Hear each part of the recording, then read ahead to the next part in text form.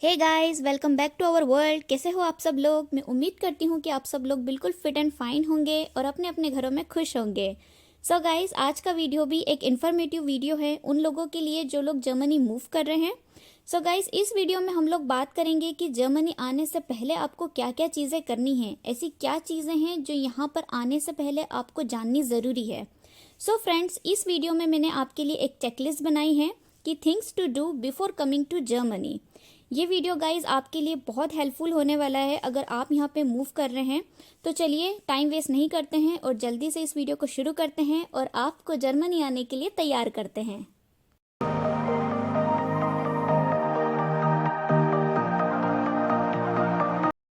So guys, इस video को मैंने 3 पार्ट में डिवाइड किया है फॉर योर अंडरस्टैंडिंग।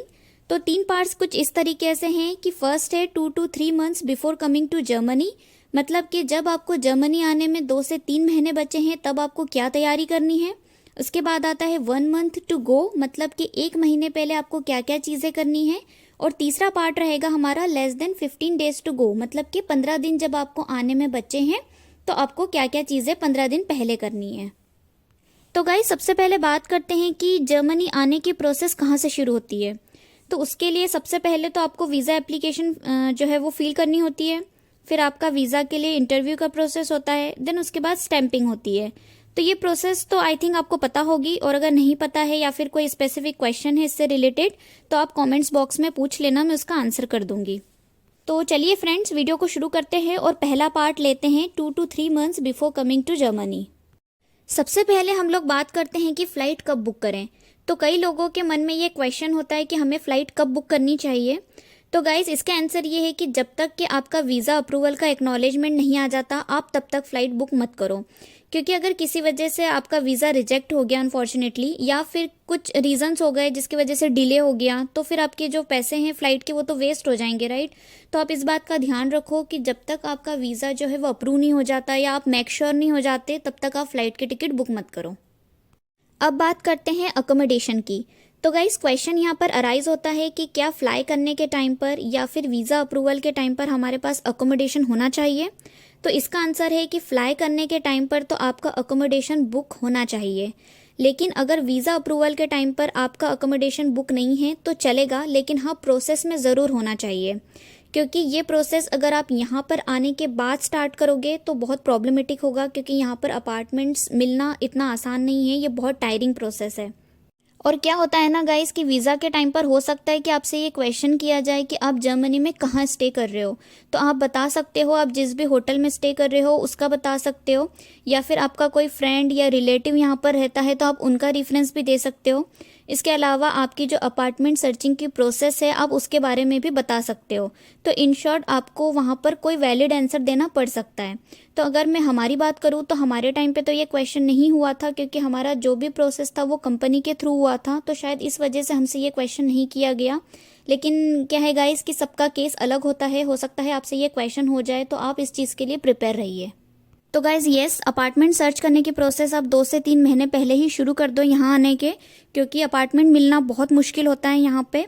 तो आप इंडिया से ही शुरू कर दो। कोई अगर रिलेटिव वगैरह आपका यहाँ पर रहता है तो आप उनको बोल दो, और अगर कोई नहीं है तो आप इंडिया से जो है कुछ वेबसाइट्स वगैरह होती हैं लाइक इमोबिलिन वगैरह, तो एक कंप्लीट वीडियो भी मैं इस पर ज़रूर बनाऊँगी इन फ्यूचर, तो आप वो भी चेकआउट कर लेना। तो गाइज़, क्योंकि अगर क्या है कि आप यहाँ पर आकर ये प्रोसेस स्टार्ट करोगे तो आपकी इससे रिलेटेड जो आगे की प्रोसेस है लाइक सिटी रजिस्ट्रेशन वगैरह है वो भी डिले होता जाएगा और आपको ट्रबल हो सकता है। तो प्लीज़ आप ये प्रोसेस जो है जितनी जल्दी हो सके आप शुरू कर देना। तो गाइज़, यहाँ पर अब मैं आपको एक टिप देना चाहूँगी कि जब भी आप यहाँ पर आओ तो जिस भी होटल में आप स्टे कर रहे हो उसका नाम प्लस कंप्लीट एड्रेस आप पेपर पे नोट डाउन कर लो, या फिर अगर आप डायरेक्ट आपके अपार्टमेंट में जा रहे हो तो वहाँ का एड्रेस भी आप कंप्लीटली नोट डाउन कर लेना। क्योंकि गाइस, जो जर्मन प्रोनाउंसिएशंस होते हैं वो इंग्लिश से बिल्कुल डिफरेंट होते हैं। तो इन केस अगर आप टैक्सी वाले को अपना एड्रेस ना समझा पाओ तो एटलीस्ट आप उसे लिखा हुआ दिखा सकते हो, ताकि वो समझ जाए कि आपको कहाँ जाना है। क्योंकि इसकी कोई गारंटी नहीं है कि आपको जो है वो टैक्सी वाला इंग्लिश स्पीकिंग मिले, अगर वो जर्मन स्पीकिंग हुआ तो फिर वहाँ पर आप फंस जाओगे, इसलिए इसको नोट डाउन करके ले आओ। दूसरा टिप ये है गाइस कि यहाँ आने के 1-2 दिन पहले आप आपके जो अपार्टमेंट का ऑनर है उसको आप कॉल करो, आपकी अराइवल डे और टाइम उसको इन्फॉर्म कर दो, और उससे ये पूछ लो कि आपकी अपार्टमेंट की की आपको कहाँ से मिलेगी, मतलब आप कहाँ से उसको कलेक्ट कर सकते हो या फिर किस बंदे से आप उसको कलेक्ट कर सकते हो, ये सारी चीज़ें आप उनसे पूछ के रखो। तीसरी चीज़ फ्रेंड्स जो आपको यहाँ आने से कम 3 महीने पहले से शुरू कर देनी है वो है जर्मन सीखना। तो गाइस कम से कम A1 लेवल की जर्मन तो आप सीख कर ही आओ, क्योंकि जब आप यहाँ पर आओगे ना तो आपको स्टेशन से ही प्रॉब्लम आना शुरू हो जाएगी, क्योंकि यहाँ पर एंट्री को क्या बोलते हैं, एग्जिट को क्या बोलते हैं, स्ट्रीट्स को क्या बोलते हैं, आपको कुछ पता नहीं है, क्योंकि ये सब कुछ जर्मन में लिखा होगा। तो आपको नहीं समझ में आएगा कि आप एंट्री कहाँ से लो, एग्जिट कहाँ से लो। तो और कुछ नहीं ना गाइस, तो एटलीस्ट जो है नंबर सीख लो, मतलब कि जो काउंटिंग होती है 1 to 100 तक की जर्मन में आप वो सीख लो, क्योंकि इनिशियल में अगर कहीं आपको मोबाइल नंबर वगैरह बताना पड़ा तो वहाँ पे ये बहुत कम आएगा। इसके अलावा अब आप कहाँ से सीख सकते हो, तो कुछ ऐप्स हैं लाइक डुओलिंगो हैं जो बेसिक जर्मन सिखा देते हैं। इसके अलावा यूट्यूब पर तो ढेर वीडियो आपको मिल जाएंगे A1 लेवल के, तो वहाँ से आप धीरे धीरे जो है जर्मन सीखना शुरू कर दो। तो गाइज अब जर्मनी आने में आपको सिर्फ 1 महीना रह गया है, तो चलिए देखते हैं कि 1 महीने पहले आपको क्या क्या तैयारियां करनी है। तो फ्रेंड्स जर्मनी आने से पहले आप NRE एंड NRO अकाउंट खुलवा लो। तो अब आप सोचोगे कि ये क्या है, तो सिंपली आप बस इतना समझ लो कि जो NRE अकाउंट होता है वो अकाउंट है जिसमें आपकी फॉरेन इनकम आप इंडिया में भेजते हो, और ये इंडिया में टैक्सेबल नहीं होगी, क्योंकि इसका टैक्स जो है वो आप ऑलरेडी डेप्यूटेशन कंट्री में पे कर चुके हो। अब NRO अकाउंट वो अकाउंट है जिसमें आपकी इंडियन इनकम आएगी। सो गाइज जैसे अगर आपका इंडिया में कोई घर है जिससे आपका रेंट आ रहा है, या फिर किसी भी थ्रू अगर कोई अर्निंग हो रही है इंडिया में, तो वो NRO अकाउंट में आएगी और वो टैक्सेबल रहेगी। सो गाइज अब देखते हैं कि इसे खुलवाना कैसे है। तो इसे खुलवाना बहुत आसान है, आप आपकी ब्रांच पे चले जाइए, वहाँ पर उन्हें बोल दीजिए कि आपको NRE एंड NRO अकाउंट खुलवाना है। तो वहाँ से आपको जो है एक रिलेशनशिप मैनेजर असाइन हो जाएगा, वो आपको समझा देगा सारी प्रोसेस, प्लस वो आपको ये भी बता देगा कि आपको क्या क्या डॉक्यूमेंट्स वगैरह लगेंगे। सो गाइज ये जो बैंक वगैरह के काम होते हैं उसमें थोड़ा टाइम लगता है, तो आप ये सारी जो बैंक वाली और अकाउंट खुलवाने वाली जो प्रोसेस है वो थोड़ा जल्दी कर लो, मतलब 1 महीने पहले आप कर लो तो ये सफिशेंट रहेगा। सो गाइस अब बचे हैं 15 दिन हमें जर्मनी आने के लिए। तो अब देखते हैं कि हमें 15 दिन पहले क्या क्या करना है। तो इस दौरान आप थोड़े नर्वस होंगे, थोड़े टेंशन में होंगे, तो आपको नर्वस होने की या टेंशन लेने की कोई ज़रूरत नहीं है। आप इस वीडियो को पूरा देख लेंगे तो आपके सारे काम बहुत आसानी से हो जाएंगे। तो फ्रेंड्स 10 से 15 दिन पहले आप करेंसी एक्सचेंज करवा लो। अब ये मत सोचिएगा कि करेंसी एक्सचेंज हम एयरपोर्ट पे करवा लेंगे, वहाँ पे भी तो होती है, लेकिन फ्रेंड्स वहाँ पर होती तो है लेकिन वहाँ पर आपको बहुत महंगी पड़ेगी, तो आप ये पहले करवा लो, एयरपोर्ट वाला ऑप्शन आप मत रखो।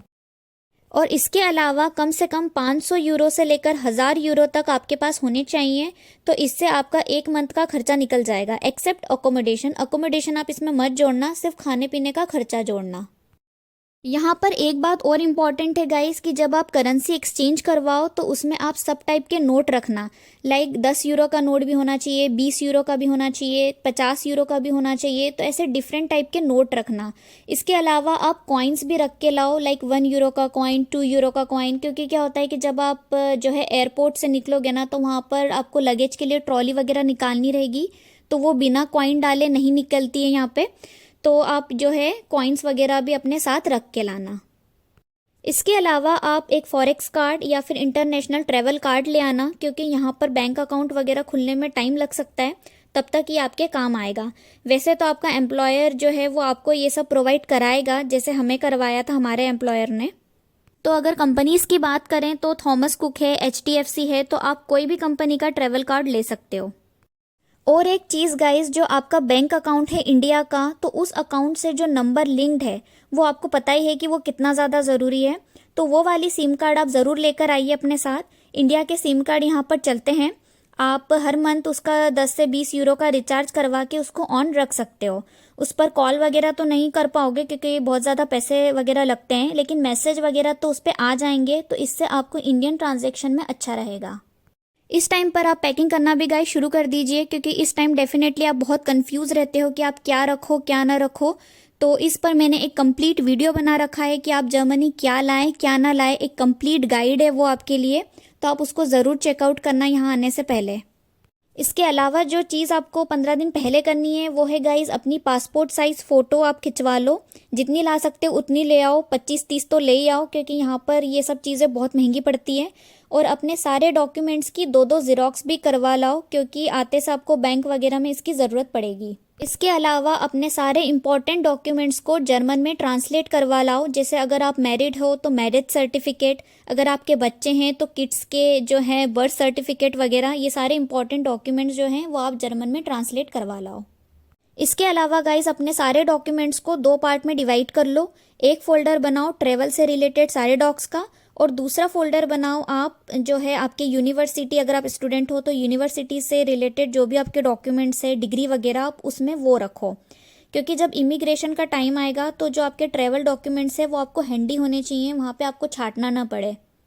ट्रैवल डॉक्यूमेंट्स में आपका आ जाएगा वीज़ा अप्रूवल के डॉक्स, पासपोर्ट, होटल की बुकिंग, फ़्लाइट के टिकट्स, ये सब आपके ट्रैवल डॉक्यूमेंट्स वाले सेक्शन में आप अलग रखो। सो डेट्स इट गाइस, ये थी कुछ important things that you have to do before coming to Germany and now you are ready to fly. लेकिन अगर आपको ये नहीं पता है कि यहाँ पर लैंड करने के बाद ऐसी कौन सी चीज़ें हैं जो आपको करनी ज़रूरी हैं, तो उस पर मैंने ऑलरेडी एक कंप्लीट वीडियो बना के रखा है कि things to do after arriving in Germany. तो आप इस वीडियो के बाद वो वाला वीडियो ज़रूर चेकआउट कीजिए, वो भी बहुत हेल्पफुल होगा आपके लिए। तो फ्रेंड्स, मैं आपसे नेक्स्ट वीडियो में मिलूंगी, तब तक के लिए आप अपना ख्याल रखें। और अगर आपको ये वीडियो अच्छा लगा है तो प्लीज़ इसे लाइक करिए, अपनी फ्रेंड्स एंड फैमिली के साथ इसे शेयर कीजिए, और हमारे चैनल को ज़रूर सब्सक्राइब करिए, और कमेंट करके मुझे ज़रूर बताइए कि आपको वीडियो कैसा लगा। Till then, take care, bye guys.